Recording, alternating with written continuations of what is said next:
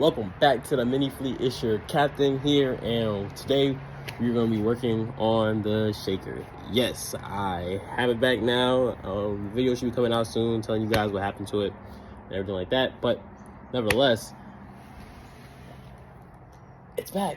So right now, I am sitting in my garage, and the dogs are going to be barking in the background because they hate when we turn the cars on or when we work on the cars. But besides that, I am sitting in the garage because today I have the garage spot. Normally, if you don't know, right here goes the Mercedes or the Honda.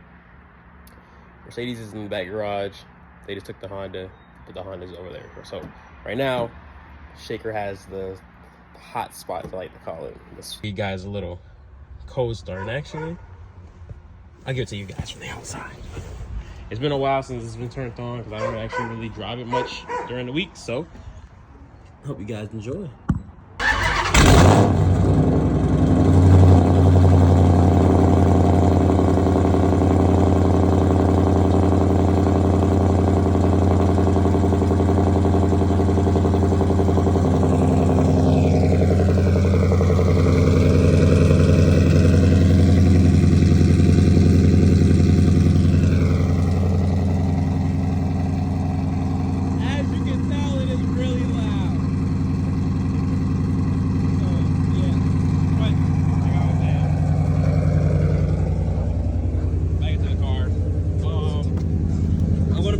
I'm gonna be working on this.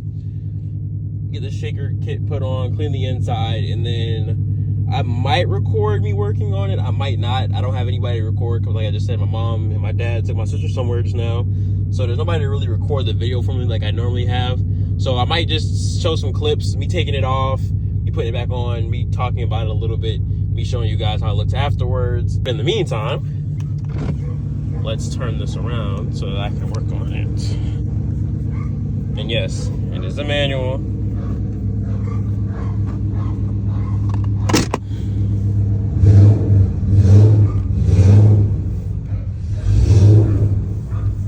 So, there it is. There you have the kit. As you see, the 345, they make it specifically for your car, the year of your car, and the make and model of your car. So, of course, there's only the Scat Pack shaker and the RT shaker. I have the RT shaker. In the bag comes the seal, as you can see right here. And that's because the old seal isn't going to be big enough anymore as you're raising it. And then in this little bag right here is the hardware. So, and actually, since, as you know, you guys know, I normally don't give out information like this about where I got it from or who, but since I had a lot of people say that they do really good work, I will tell you guys where I got this from. So I got this from Scalia Motorsports. So they do a lot of different things, not just shaker lift kits. And like I was saying, so in this bag you have the hardware. So you have the risers, washers, nuts, and then nuts, my bad, nuts, and then the bolts slash screws, whatever you want to call them. And yeah, they even come with, if you don't watch the video, which I watched the video, so I'm pretty familiar on how to do it, but they even come with a multiple page instruction kit. And as you said, I'm telling you guys, 345 shaker, showing you exactly how to do it so that you can't mess it up. It's literally impossible to mess it up. It even says right here,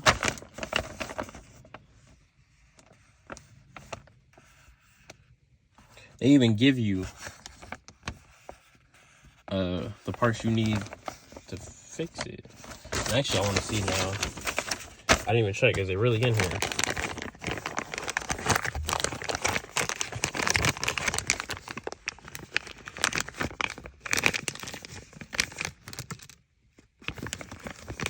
I don't see it. It might be in here. When I take it out later and put it work on the car, I'll let you guys know if it's in here or not, because I don't see it in the bag. I don't see it in this one either. But when I take everything out and look at it, I'll be able to tell you. But besides that, yeah, that's what we're going to be doing in this video today. Like I said, I don't have anybody to record for me, so it was going to be me trying to do it by myself. So I'm going to be showing you guys bits and pieces, and then I'll explain it more. Basically, if you order the kit, it comes with the instructions. I don't really need to... I'll tell you guys the stuff that I went through, but I'm not going to really break it down and go into depth in it. I just showed you where I got it from. They have a website. It comes in like 2 to 3 weeks. Tells you all of that. It tells you the process. It's a really good video that they actually posted on their own YouTube channel about it. And they give you the words. You can literally read page for page what they do. So, like I said, I'm going to be installing this, and then I'll show you guys what it looks like, show you guys the difference. All right, so I took my time before it got too dark to get the inside cleaned from all of the splatter of coolant when my water pump went bad. And then I took this screws that hold the shaker down. There's 4 of them. They're 10 millimeter. And I keep saying screws. They're 10 millimeter nuts. They look like this. Really tiny.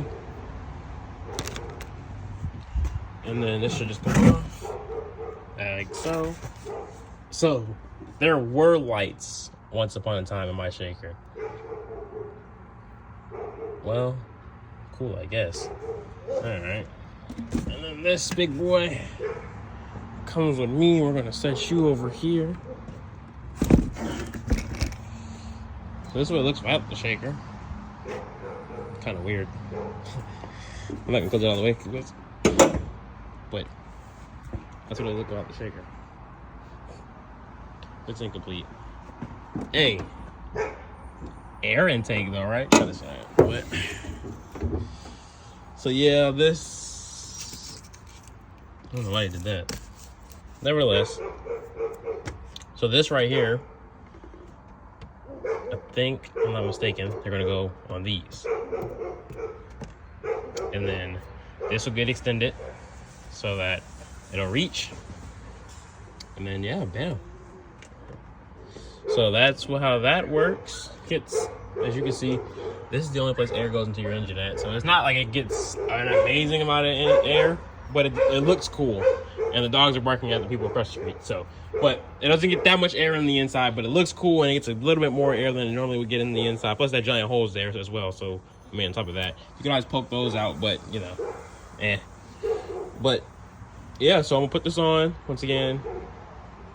I'm gonna show me at the end putting certain things on just so you can see how I did one of them, and then I'll show you when I put it back down, put it back on, take it for a ride, show you how it looks, all that good stuff. So we'll be back.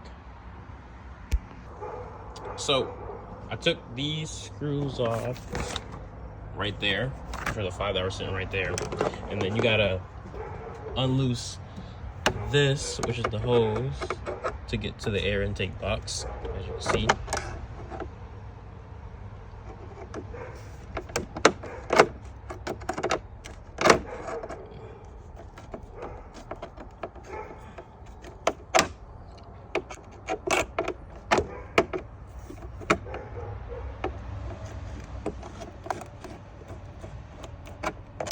Don't want to take it too loose, you can pop it off, and then now we're getting to the nuts and bolts of it. I can't put mine too far away because I got those wires on it. I'm sitting right there. Better to take it off the car if you don't have those wires on it. I'm gonna put new lights on there eventually, but for right now, this is what we want to get to. So this is the engine. This is where it sits. So the shaker can sit on top of it, and then, like I said, feed air to the air box, then of course goes straight into the engine. So all of that just to get extra air into the engine, basically. Next I'm going to take these off, the old ones, and then put the new ones on, put the spacers on. I'll show you guys that once I do it, and then we're going to go from there. So I'll be right back. So this is what it looks like with them on. Put the magnet on, and they got a little spot for the screw to go through, the bolt for the bolt to go through.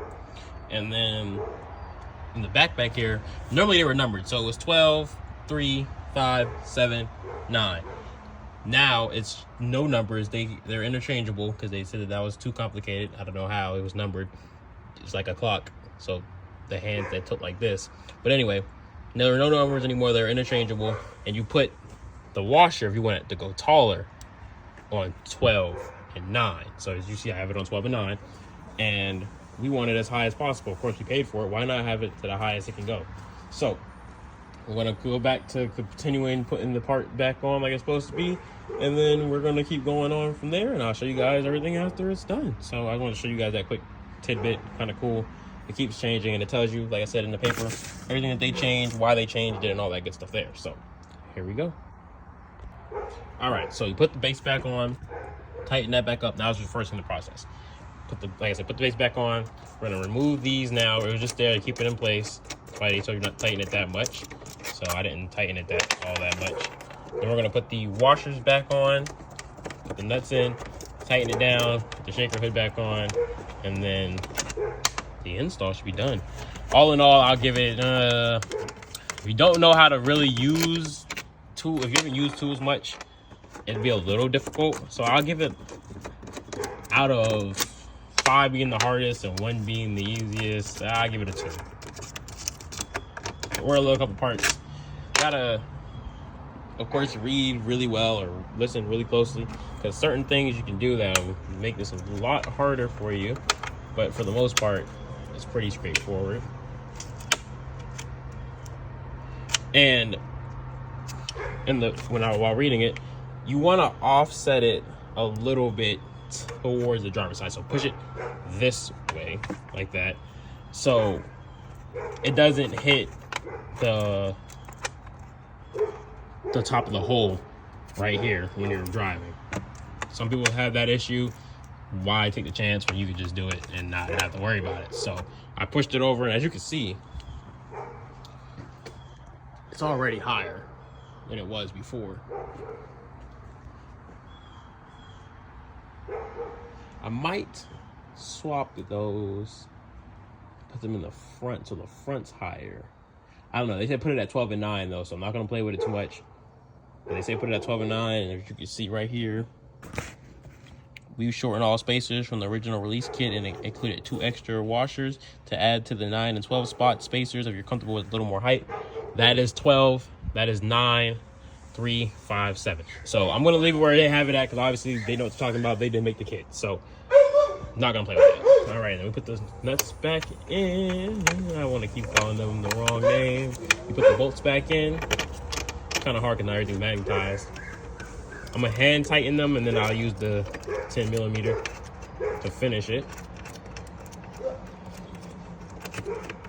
But yeah, and then once I'm ready to put the shaker hood back on, I will get back to you guys. I just want to show you this quick tidbit on how to do it so you can see it for yourself. And then I'll get back to you guys when I put it back together. So, all right, see you in a little bit. As you guys can see, the sun is finally set and we are done. It is back on. Have the shorter gasket on. Nuts back in. As you guys can see, I'll give you a quick comparison. This joint used to be this big. Now it's this big. So I don't think I need to explain to y'all how much of a difference that is. Lord, that's a big difference. And that's to tell you how much it went up. So, time for the moment of truth. They gave you extra nuts. So if you lost any of these or any of these are stripped out or anything, they put them on there. I had to use one because one of them were bad, but besides that, I got the original 3 on. And yeah, so now for the moment of truth. All hardware was used.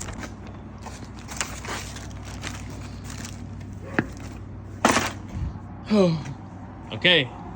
Oh, these are the old screws that we replaced. Well, bolts that we replaced with the new ones that came in the bag. So I guess I'll put that back in the hardware. So I have 5 bolts, and 3 nuts left after the install. So now for the moment of truth. Does it close and if it doesn't have to adjust it, and if it does close, what does it look like? So 3, 2, 1. Bam.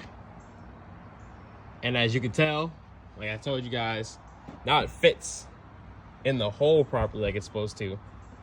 There's not really any gap. Before I get my whole hand in there, I can't even get one finger in there anymore. Not even my pinky. So it definitely came up a good bit.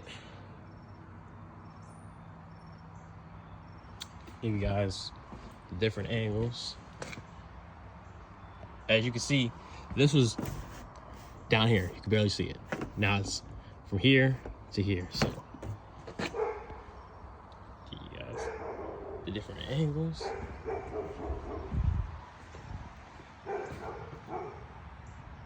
Oh yeah, that's a way better. You could barely see it over. So let's see it from the inside.